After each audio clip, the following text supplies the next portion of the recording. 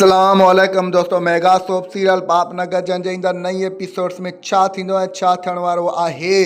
छा mega soap serial पापनगर ड्रामे खे ख़त्मु कयो वियो आहे या उनखे बैन कयो वियो आहे या उन जूं अॻिते एपिसोडियूं हलायूं वेंदियूं या न हलायूं वेंदियूं, इन सॼी तफ़सीलात ॼाणण खां पहिरियां जेकॾहिं अव्हां असांजे यूट्यूब चैनल ते नवां आहियो त महिरबानी करे असांजे यूट्यूब चैनल खे सब्सक्राइब करे घंटी जे बटन ते प्रेस करे नोटिफिकेशन ते ऑल करे छॾींदा जीअं ईंदड़ हर नई नोटिफिकेशन सभ खां पहिरियां मोबाइल ताईं बावक़्तनि पहुची सघे। दोस्तों तव्हांजो सब्सक्राइब करण सां को ख़र्च या बैलेंस कोन थो किरे। बहरहाल असांजी हौसला अफ़ज़ाई वधंदी आहे। कमेंट सेक्शन में पंहिंजो क़ीमती राय ज़रूरु ॾींदा। दोस्तों हाणे हलूं था पंहिंजी मेन ॻाल्हि ॿोल तरफ़। जीअं त ईंदड़ एपिसोड तव्हां ॾिसंदव त हिन ड्रामे खे बैन न कयो वियो आहे, न ई ख़त्मु कयो वियो आहे, हलायो वेंदो ऐं धाम धूम सां हलायो वेंदो।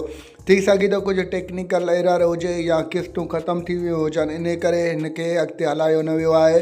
बहरहाल इन खे अॻिते हलायो वेंदो। थी सघे थो त राति हलायो वञे, जेकॾहिं न हलायो वियो त वरी बि मतिलबु त मथे हफ़्ते में या न त जेको आहे सो हिन जे छंछरु जी राति जे बदिरां हुनखे अंगारे जी राति ज़रूरु हलायो वेंदो।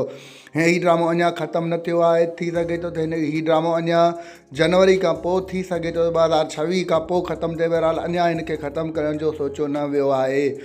दोस्तों असांजो रिपोर्ट अव्हांखे कीअं लॻो, जेकॾहिं पसंदि आयो हुजे त महिरबानी करे पंहिंजो क़ीमती राय कमेंट सेक्शन में ज़रूरु ॾींदा असांखे इजाज़त रखंदा। पंहिंजो ख़्यालु। अल्लाह हाफ़िज़। Thanks for the watching. Javed Ali जलालानी।